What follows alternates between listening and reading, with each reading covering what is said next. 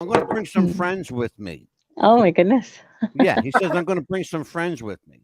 So I said, oh, I'm going to bring whoever you want to bring. That's fine. He goes, I didn't Mhm. realize he was taking the whole damn cast of the film. That's beautiful. How you Hello, guys doing? everyone. Yeah, go big. How we How are you doing? guys? Yeah, go big or go home. Right? Exactly. Exactly. Yes. But Brandon, why did you put the little short people in the back? You should bring them up to the front. Why do you think I'm up here in the front? Absolutely. Good stuff. All right, you guys. I'm Angelo, also known as the Mad Dog. This is Amelia. She's the pit Hello. bull. Hello. How Kind of are like you a doing, 12 guys? pound around here. We are the Mad Dog and the Pit Bull. We are going live now. Awesome. Let's do it.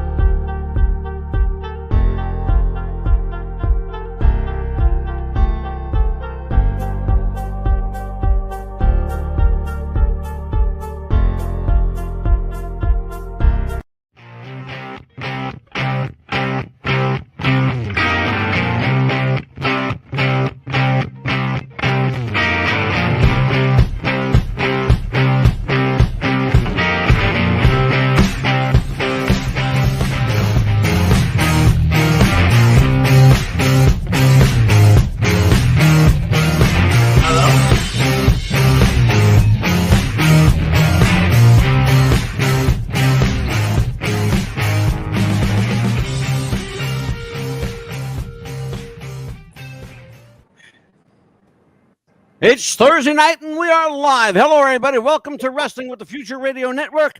I am the Mad Dog, joined as I am each and every week by the Pitbull, Amelia Pitbull Chapman. And we are live nationwide and around the world. We've got one hell of a show tonight. Let me tell you that. Brandon Keeton is a friend of mine from Facebook. I haven't known Brandon long. I said, listen, bud, why don't you come on the show and we'll talk up this new little film you have. He said, I'd love to come on and we'll set a date right around the premiere of the New York Independent Film Festival. I said, let's do it. I get a call from Brandon on Facebook today. He says, I'm going to take some friends with me. All right, we'll bring a couple of friends with you. Absolutely. He comes to the show tonight, folks. The entire cast of TURBOCOLA is joining us. And we applaud Brandon for that. Yes. Absolutely. Absolutely. How you guys doing? How's everybody? Brandon, how are you, my brother? I'm doing all right. How you doing? I'm fantastic. I saw the film last night. I saw the entire film. Great. It's a great film. It's a sleeper film for sure, but it's making some waves and it's knocking on some doors, as I understand. The film TURBOCOLA. One critic described it as a cross between Clerks and Dazed and Confused, and not a bad comparison actually.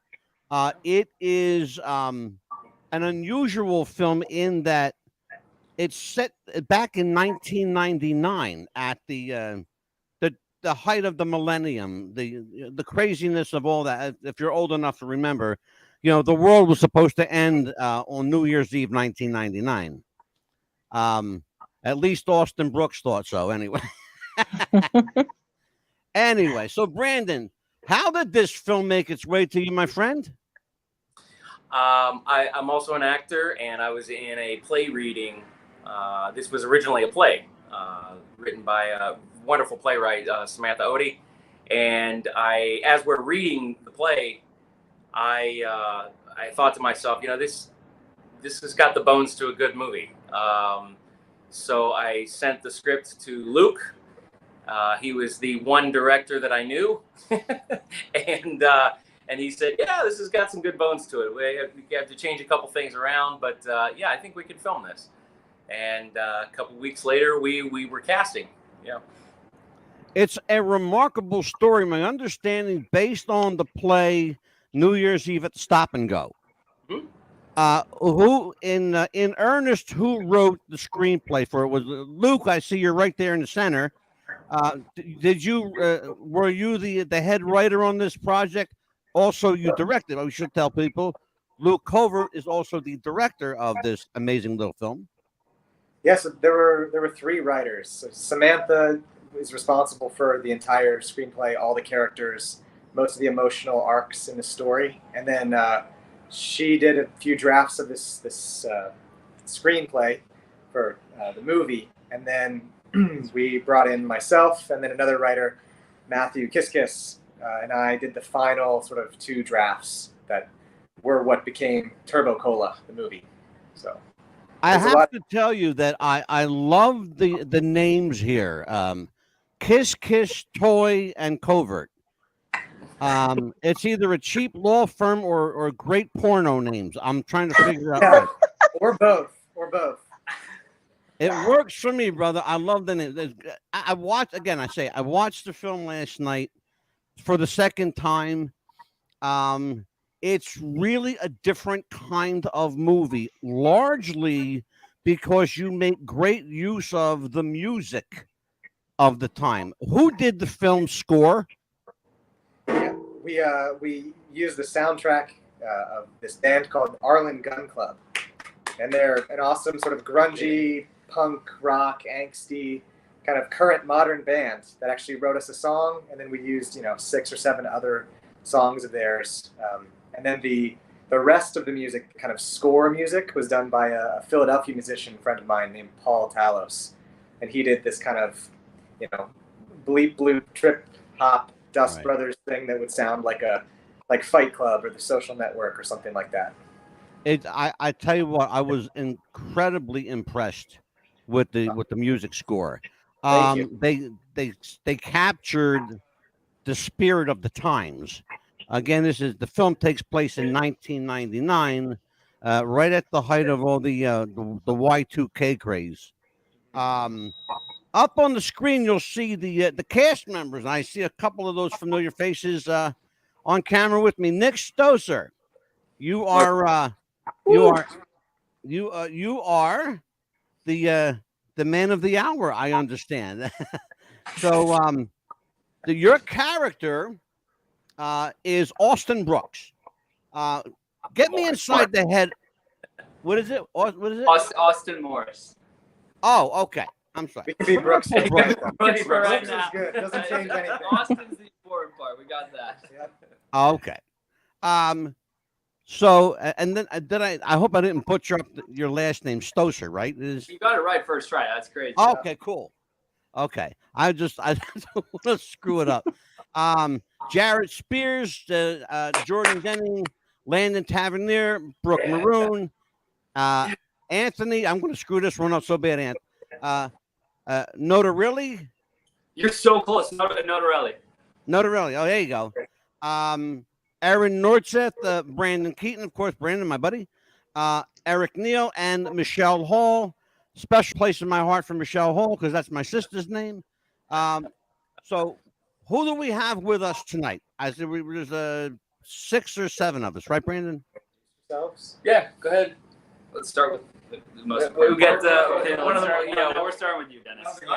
Okay. Dennis Thomas. I was the cinematographer, actually. Okay. I'm Jared Spears. I played Swearsky. Yes, an interesting character to say the least. I grew up with a guy very much like Swearsky. I grew up with a lot of them. Oh, we all know Swearsky. Yeah, his name was Eddie Wallach, and Eddie Wallach was Swearsky, brother. He was incarnate Swearsky. This guy was stoner through and through, and if he's alive, he's still maybe. The gentleman right directly behind you, Brandon, the one that your shoulder is covering up. Yes.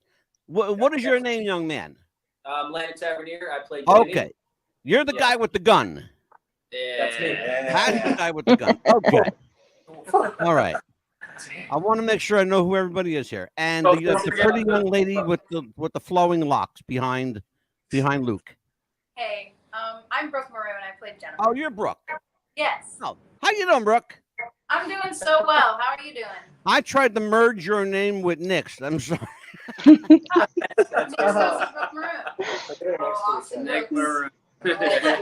So for people who don't know, the film is based on a stage play called a New Year's Eve at the Stop and Go, and it's an interesting characterization in that everybody is kind of like making plans to go out on this New Year's Eve, except one kid who's got other plans.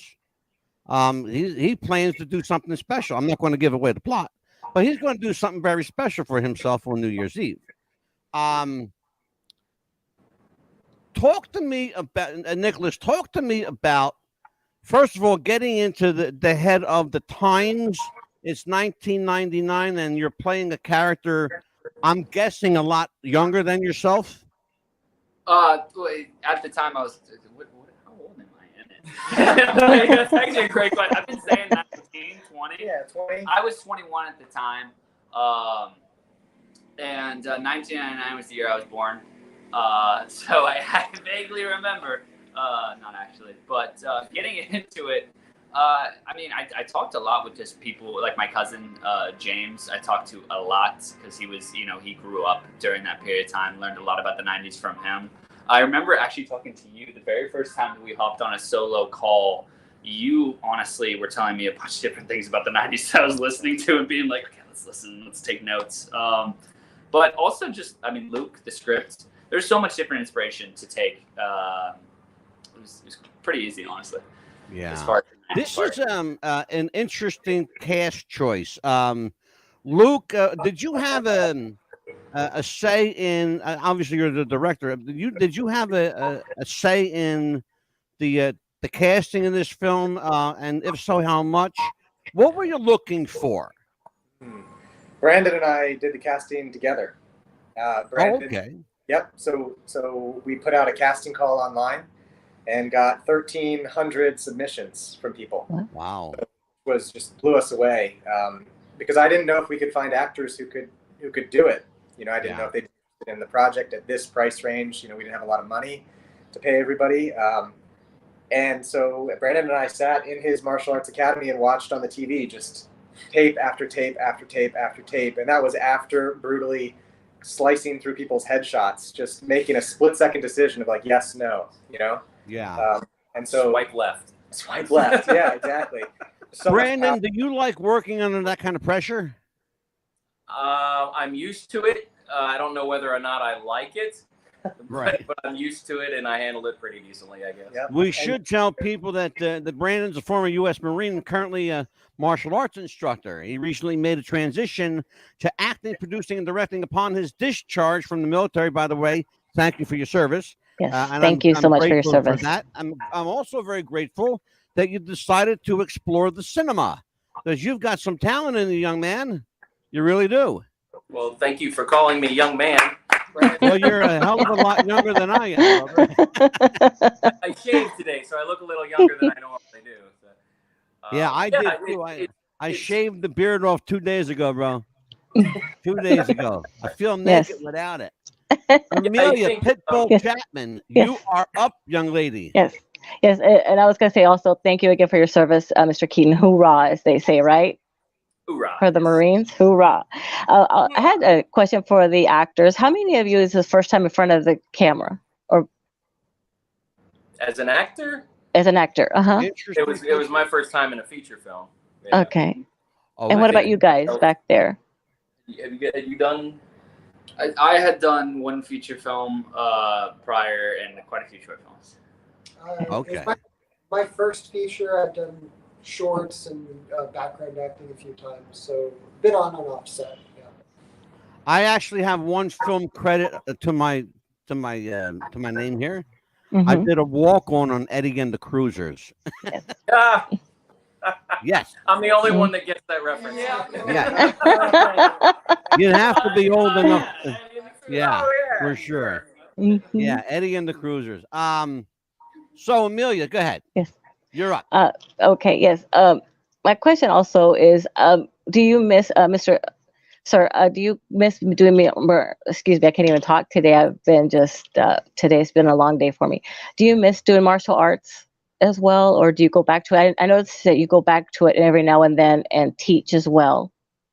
Do you miss do I that? do The I miss studio? owning, do I miss Mhm. owning the school? Yes. I do. I miss parts of it. Mhm. I still teach there on most Wednesdays, which is Mhm. nice. But the day-to-day stuff, it's nice to get away from the grind, so to speak. When you own a business, when you own a small business, you're married to that small business. Yes. Your house, especially in the first 5 years, Oh, you're absolutely. married to it, and your wife becomes your mistress, and your house just becomes a place to sleep. So Yes, let me ask Mr. Graphic. Yeah, that was intense. Let me ask my friend Mr. Jared Spears, my new best friend Jared Spears. Oh, hey. I have a kindred spirit with this young man. Was it a stretch for you to get into a head of a stoner, or did it come Yes. naturally, Jared? Oh, you're making them. It wasn't. I've actually never partook, as they say. But I grew up with so many people like Swearski. Everything besides him being a stoner is very much who I was growing up. And then anything more than that, I can shout. I knew a guy, Stuart, Phil, Michael, like so many guys just hanging out and just wreaking havoc. Great people, too many memories, and a lot of energy. Sounds like my high school days. Yeah, exactly. Absolutely. So when the project came to you guys, and anybody can jump in on this, when the project came to you, did you have any idea what TurboCola was? Ooh. It's kind of make believe. Well, it wasn't called TurboCola when I got it, right? Oh, interesting. Oh, wow. Yeah. It's a working Oh, title. you guys went through a name change. Oh yeah. A couple of them. Like, Oh, well, Really? let's talk about that. Oh, wow. Brandon and Luke, let's talk about that. What Yeah. the incarnations did you go through? So I'm going to pass it to Brooke because she actually called me one night after we were done filming, and I think all the actors were huddled around the phone. I'm waiting to hear my response to what they said. Because the movie was originally going to be called New Year's Eve at the Stop and Go. And then it was going to be called Quality Mart. And then it was going to be called 4 or 5 other things. Because there was a trademark issue with Stop and Go being a real place. So we couldn't use it. Yes. Oh, sure. We were Yeah. thrust into the void of trying to figure out a new name. And one night I get a call. Yeah. Your turn. Table read over Zoom, and we were in LA, and they opened it up to us, and Luke was like, "Hey, if anyone has a name idea, lay it on us." And we were like, "All right, we'll think about it." And Landon and I went on a walk afterwards.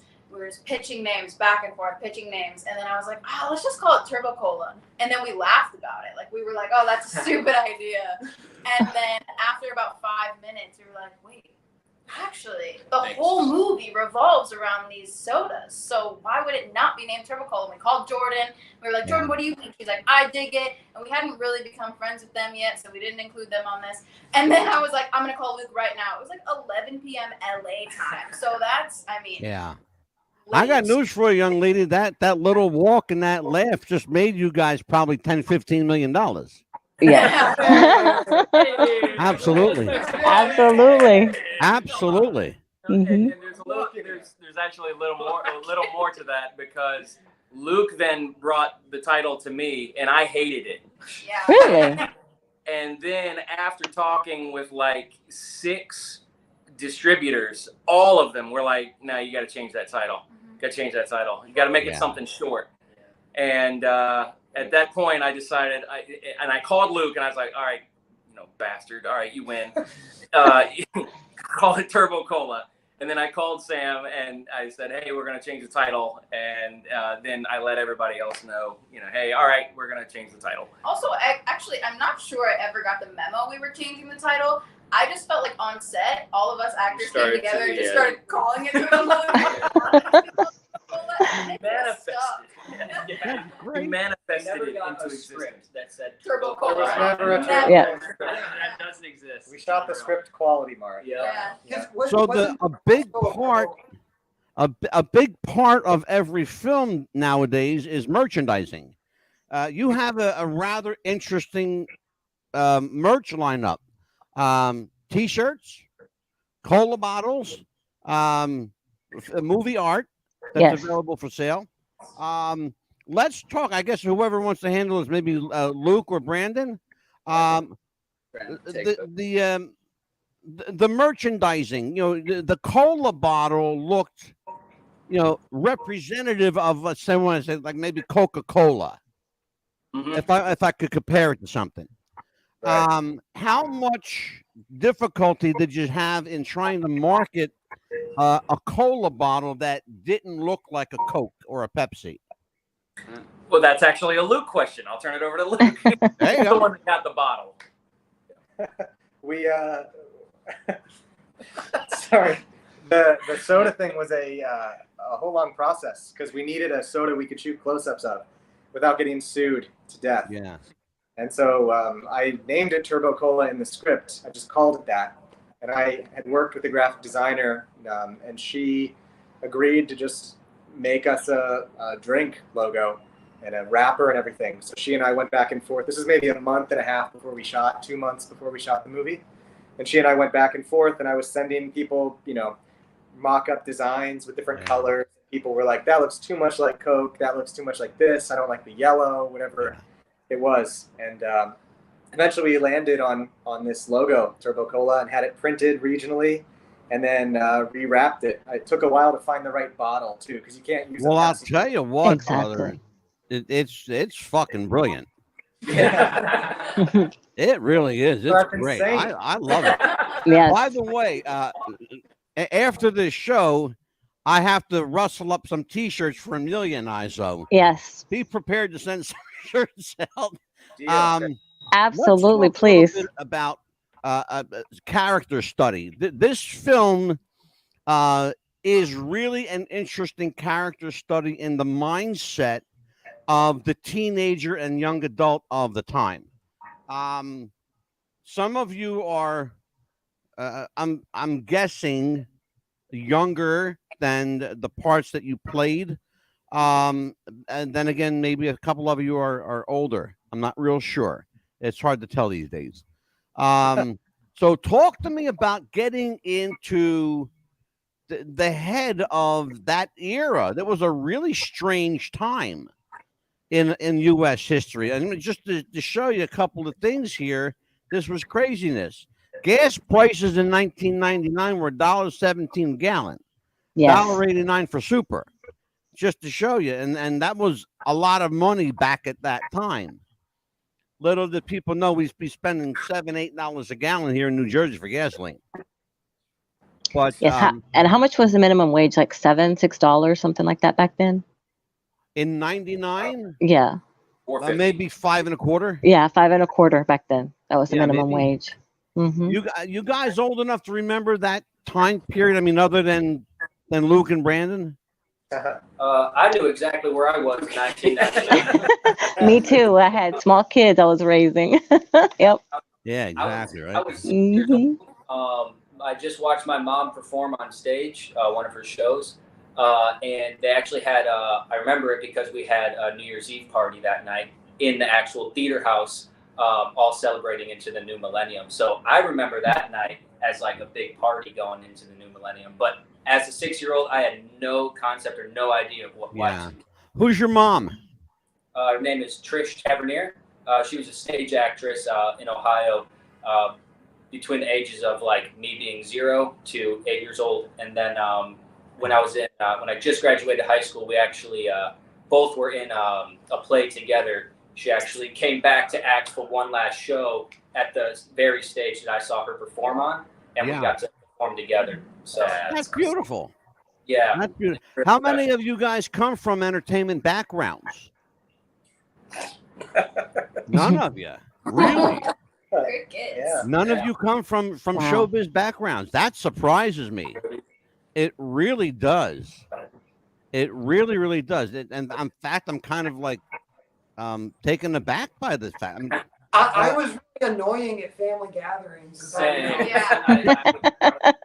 Yeah, all my mom's friends were saying like, "Oh, I remember when you were this big and at a party, you'd say, "Want to see me dance? Want to see my show?" And like that's all people remember of me. So It's awesome.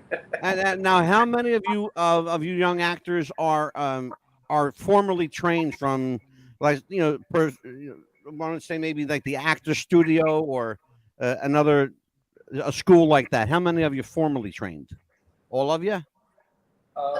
I trained here in New York at the Neighborhood Playhouse, Okay. which is Meisner's studio, and then I studied at Jeff Daniels Theater in Michigan, and I got to do some work with them. But as far as like getting a degree or like a diploma or a certificate of anything, I don't think any of us. Interesting. How about you, Nick? I studied at the Actors Lab of Portland. Shout out to Christina Haddad and everyone there from Portland, Oregon. And that was a massive education for me. It was a huge opportunity. Outside that, I've worked at Stella Adler in New York. But no. Of course. That's a name from the past. Stella Adler, legendary acting teacher. Some really great teachers there. Shout out to Todd Thaler, Paul Takis, a couple other people there. Oh, God. Did you ever train? Any of you guys ever train under Larry Moss? No, I read his book. Yeah, Larry's a good guy. He's a really great guy. If you ever get a chance to take some classes with Larry, do it. Do not pass up that opportunity. He's amazing. Great guy. And he'll be a guest on the show soon. Oh, great. Cool. Yeah, we're branching out a little bit. It's interesting. This show has morphed. I'm just going to make you guys laugh for a little bit. My background, you're going to love this shit. My background is professional wrestling. Nice. Okay.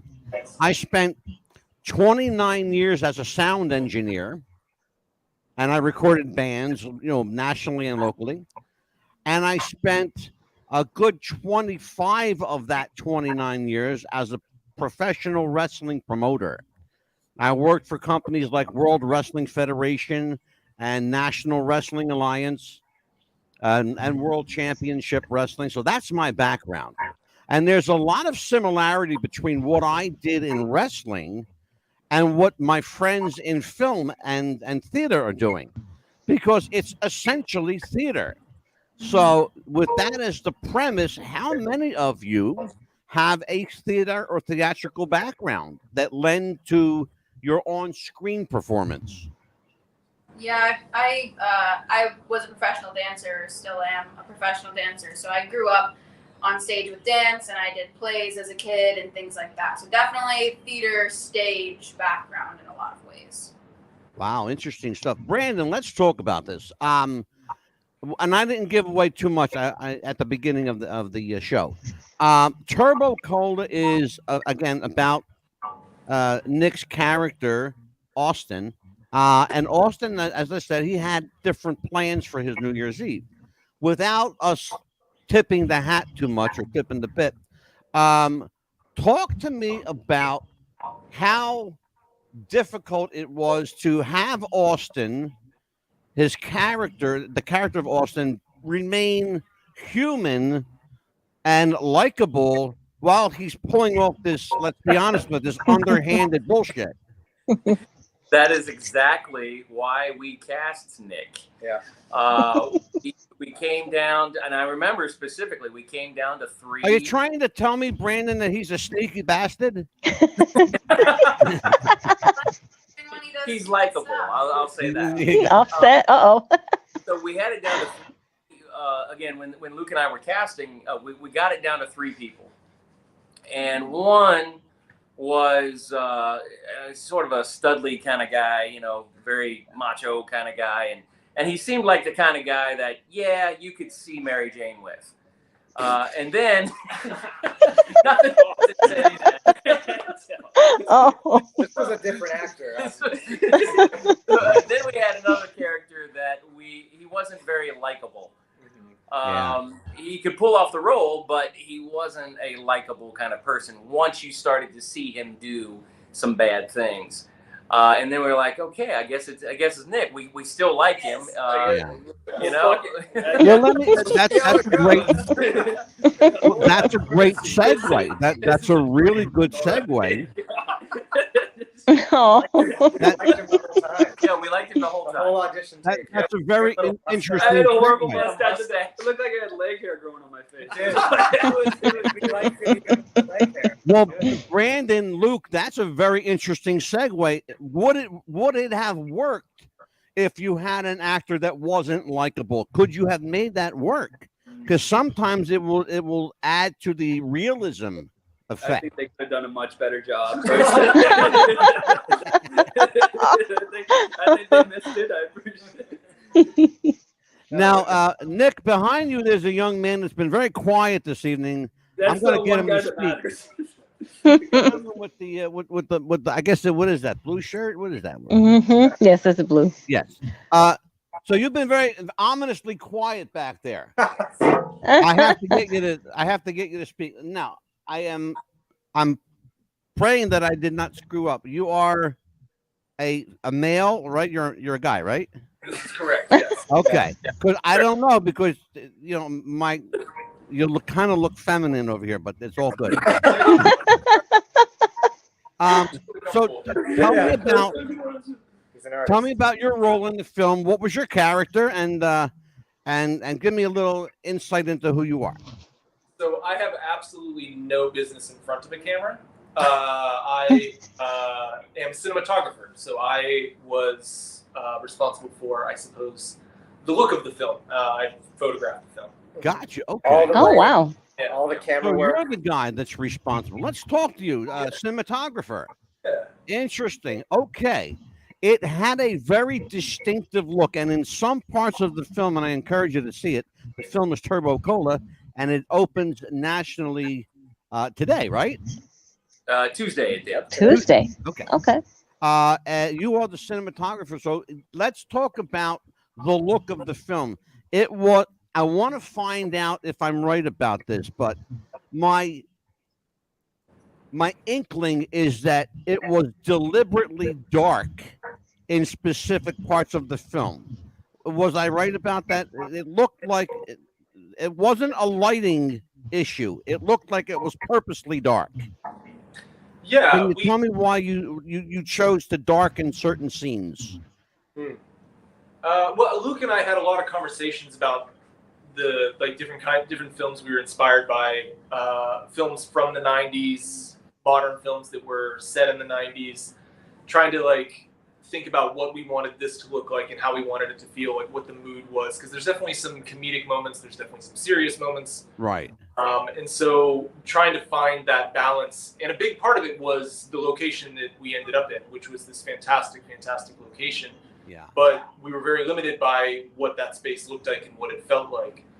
And so, there was films that we talked about that we were inspired by, films that we talked about that we liked the look of, and then ultimately it came down to while we were there, how do you take something that is really kind of unpleasant overhead fluorescent lighting like you would find in a convenience store, Yeah. and make it look cinematic and make it look dramatic and make it shift with the tone of the film as it's drifting in and out of these comedic moments, these heist moments, these caper moments into this serious sort of coming of age drama.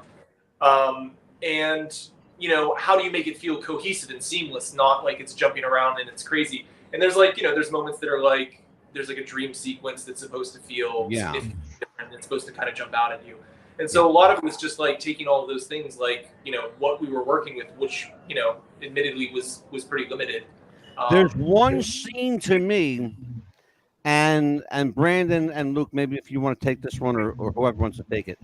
But I'll go to you guys first. There's one scene in the film that, at least for me, summarizes the entire movie.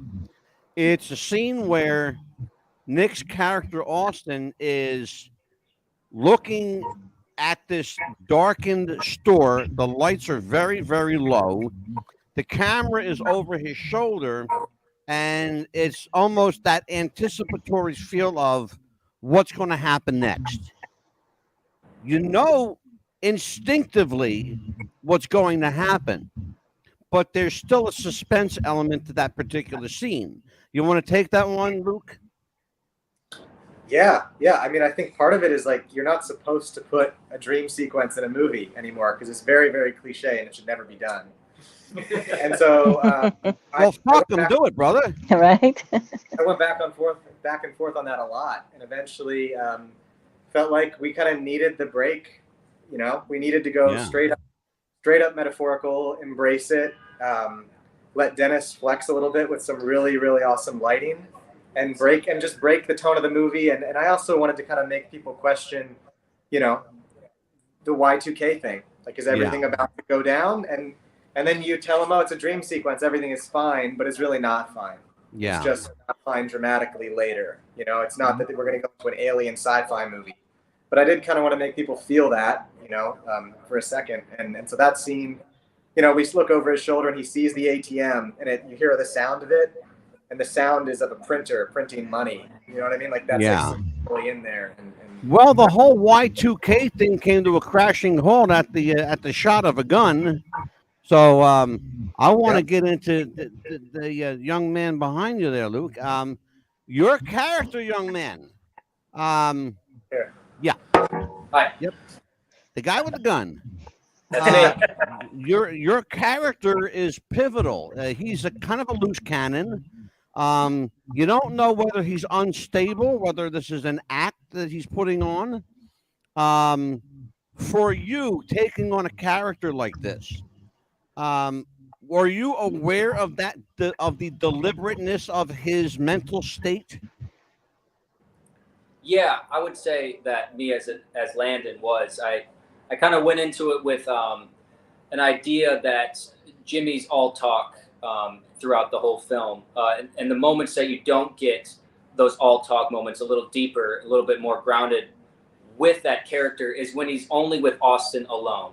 And so I kind of took the one scene where him and Austin are sharing a cigarette by the ice machine outside. It's just them two.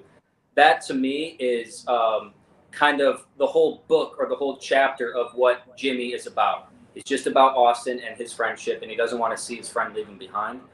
That's the human part of it to me. The rest of it is in front of all the other characters, you know? And so I think that's when he puts on a show. By the time the gun goes off, you see that show kind of, the curtains kind of drop, and you really see who Jimmy is underneath. And that's why we kind of wanted to put it more in a direction towards the end of really he's just scared. And he's a barking dog, you know. When it's you just put your finger on it. It was when the gun goes off that you see his vulnerability. You see him for who he is. Yes. That was fucking brilliant. That was beautiful. I loved that scene. And in the process, you screwed up Mr. Morris's plans, you know, to have what. You're shaking your head, Nick. Talk to me. I still think there's a different ending to this, you know, in my head. Well, here's the thing, though. Minute mark right there. I think things will go different every time, but it never does. Right? But here's the thing, though. You know, the premise is that Y2K is going to hit. You're hoping all the computers and all electronics are going to, you know, piss out somewhere. And you're just going to take this money and make a book for it, right? And say bye-bye. Mm-hmm. And never to be seen from again. Yeah. But that plan was interrupted with a bullet. You know, he shortcuts the ATM machine, you know, short circuits the ATM machine. Yes, it does. There's, you know, money everywhere in different shapes and situations. I don't want to give too much away because it's fucking hilarious. And some of it's very poignant, but I laughed a lot. I will tell you that. I laughed a lot. And I sat there for a moment and went, oh shit, I didn't expect that to happen. And it's one of those movies that will do that for you. If you're looking for a movie that'll make you laugh, make you think, not too hard though. It'll make you react. And that's what movies don't do anymore. They don't make you react. And that's what I did last night in front of my television. I reacted. I went, these fucking kids are good. Yes. That's really good. I did too. I actually said that. These fucking kids are good. Yeah. You know? And there was a part of it that brought me back to my high school days was when all the pencils were in the ceiling. And I was like, that reminded me back of my high school days. Whose idea was to do that in the film, part of the film, to do that? Because that was so brilliant to me, because that brought me back to my high school days. School cafeteria in the entire and that was a classroom for me in my English class, because nobody liked that English teacher in senior year. So we all did that. Whose idea was to put that in the film? So Sam wrote the play, and then I rewrote it with Matthew Kiss. That was his idea. That was brilliant.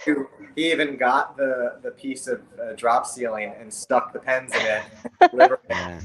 Oh, we just did like that. It was easier. It was fun. Yeah, that was brilliant. Go ahead, Amelia. Yeah, that was so much fun, because it brought me back to my high school days and said, oh, I remember doing that to the teacher we didn't like. So here's one for you in the beginning of the year. And here's two more for the end of the year, because we didn't care, because we were graduating anyway. She couldn't take our diploma away. And by the end of the year, pretty much the whole ceiling was, and she didn't care. So yeah, I'm going to go around the horn on this one, because this is kind of a fun thing I like to do when I have a group. Every actor is inspired by or wants to emulate their hero. I find it all the time when I interview actors and actresses, and we do quite a few on the show. Yes. So I'm going to start with Nick, since you're front and center, and then we'll go around the horn. Who inspired you to become an actor? I mean, honestly, I took an acting 1 class my second semester of my senior year in high school, and I'd always been terrified of putting myself out there and trying to be an actor. And I quickly found I loved it, and the teacher gave me the feedback that I should give it a shot. Wasn't ready to go to school. I don't know if there was necessarily an actor who inspired me as much as I wanted to take the leap and try it myself. And that being said, I'm going to steal yours. I already know Ethan Hawke. Ethan Hawke has always been like one of my favorites. Him. See, now I'm mature. Yeah, I wasn't gonna say. he's a bigger Ethan Hawke fan than I am. I've got other inspirations. I mean, so many actors. I can't name one who I'm like. Okay. Mr. Spears, how about you, young man? I actually I got my degree similar to you in sound design and music production. So I found film through Foley and that side of things. Foley performance is what I wanted to do in film. It was sound design, but there was a performance aspect to it, and that led me to that, and inspired me to work in films to begin with. But if I had to go way back, the actor that I've emulated my whole life, backyard, anywhere, was Harrison Ford. Indiana Jones was, and to this day is, like my absolute hero. Jared, hold up for just a second, my friend. I'm up on a hard commercial break. We will be right back after this. Do you have sweaty balls or volleyball netty balls? It's time to make them ready balls. The Manscaped.com Lawnmower 3.0 will do the job and clean your knob with its patented no-nick head, so your head will function as desired. Enter promo code WrestlingFuture for a generous 20% discount. That's enter WrestlingFuture for a 20% discount. Manscaped.com and Wrestling with the Future, going balls to the walls with Manscaped.com and the Lawnmower 3.0. Your balls will thank you, and so will we.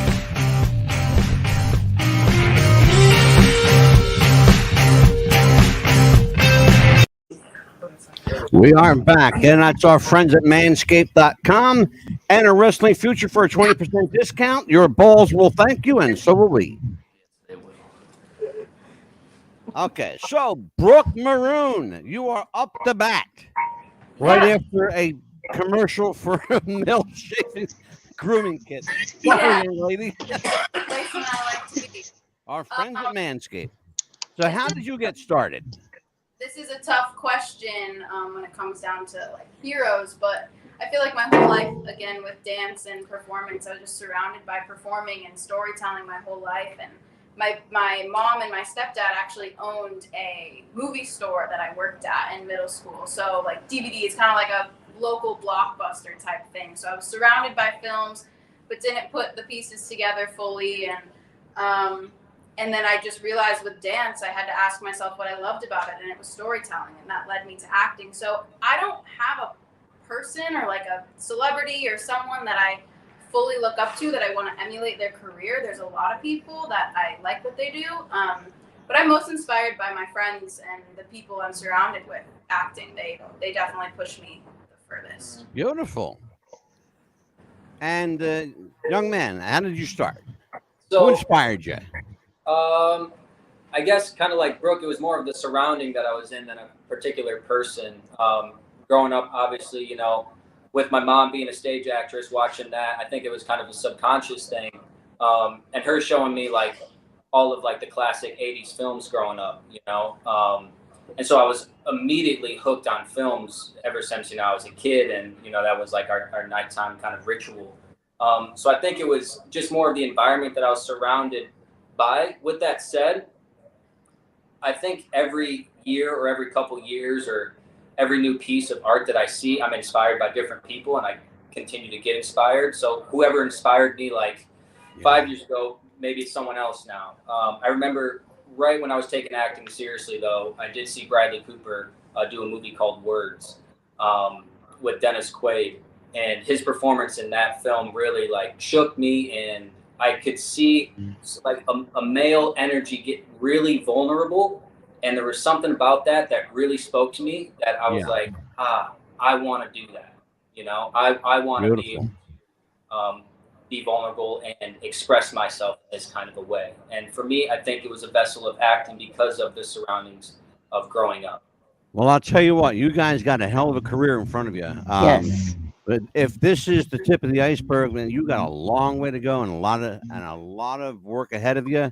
But it will be well worth it. I assure you, it will be well worth it. Take it from somebody that will be 64 shortly, and I will tell you that if you want to reach your dreams, they are just as far as your hand wants to go.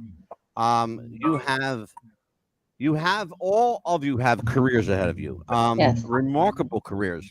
Brandon, you have a background in the military and martial arts.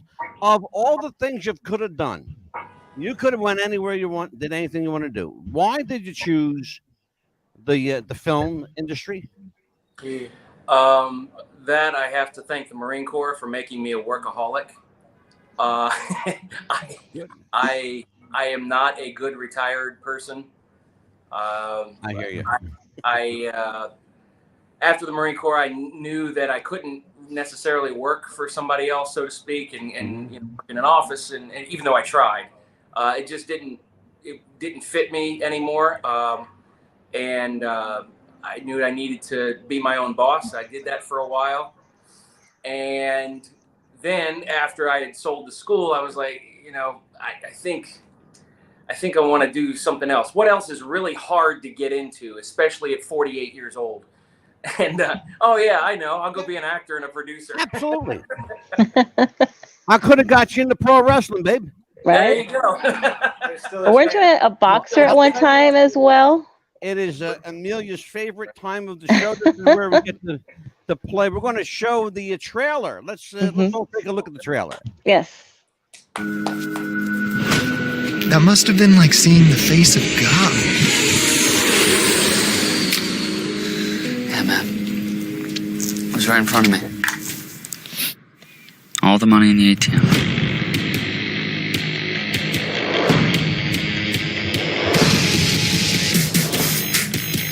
Rondo's kid is sick. Why, he's working. I don't really have a choice. The biggest party in the history of this shitty town versus an extra $2 an hour. Hey, $2 adds up over time. So at the end of the night, We walk out the goddamn front door. with $70,000 to $80,000 cold hard cash and a pop display.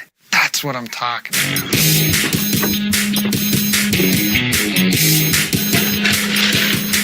Yo, check this out. Where the fuck did you get a gun? Jimmy, put it away. There's It's customers the end of all the around. fucking They can world, show up man. You anytime. gotta Put have away the gun. protection. I don't need protection at the gas station. God damn it! Hey, whoa! Jeez. You think US Gateway may be Y2K compliant? But what about the airlines? You ever think about that? You think nothing's going on. No! You think I'm stupid? Hey! Where's Steve? There's a lot of stuff up there.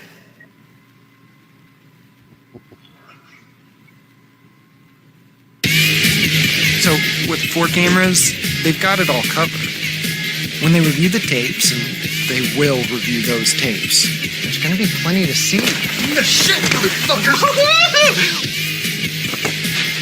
But nothing to see. It's gonna be total anarchy. It's gonna be fucking awesome. I'm gonna call an ambulance. No. What? Up by the high school. What? No. He needs water. I'll get him a TURBOCOLA. That's a really good idea. What are you talking about? Long night? I'm fine.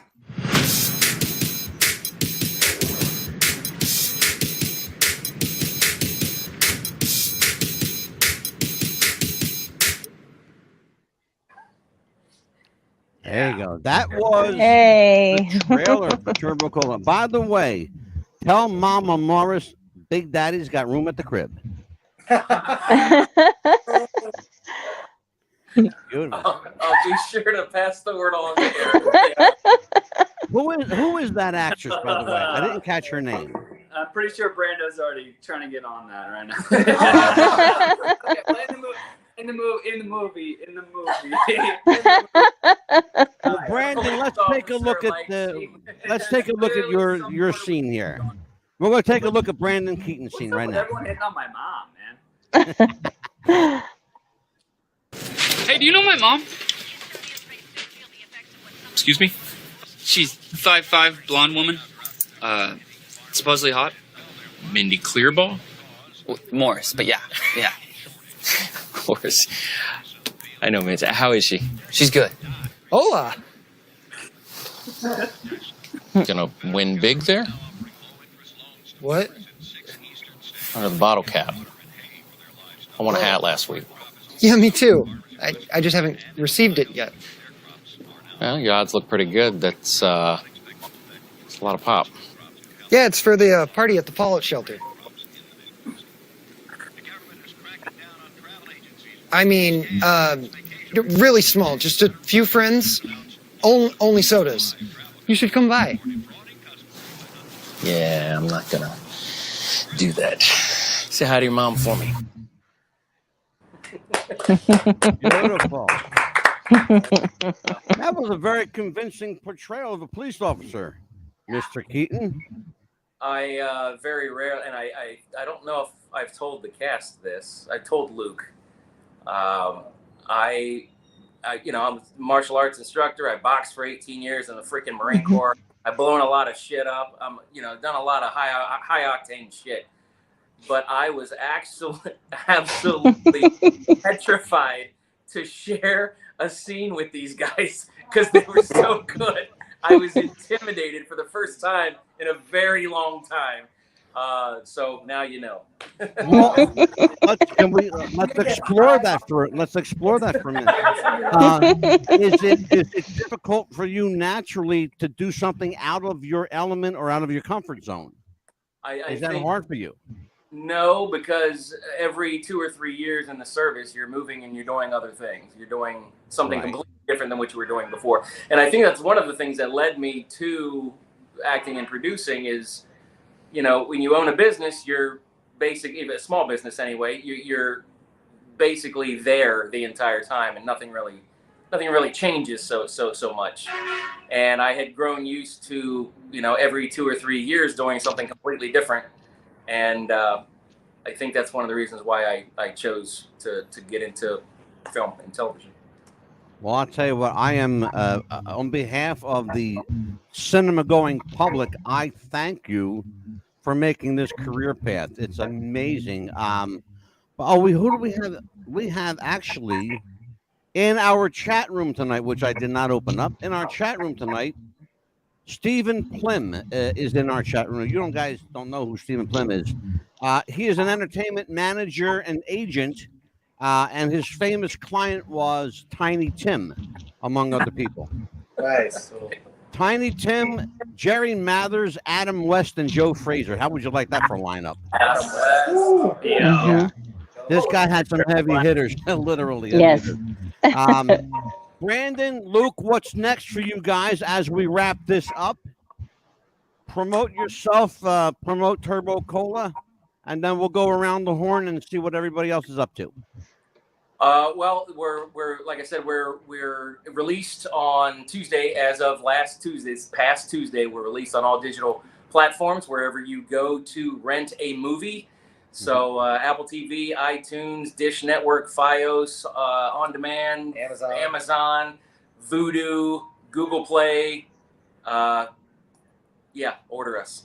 Yeah, Absolutely. You're saw on it my list. Amazon the other night, and it was amazing. You guys, if you have Amazon Prime, get it now. Yes. Luke, They're what's on next my for list. Luke Covert? By the way, I love the name Covert Films. This is fucking great.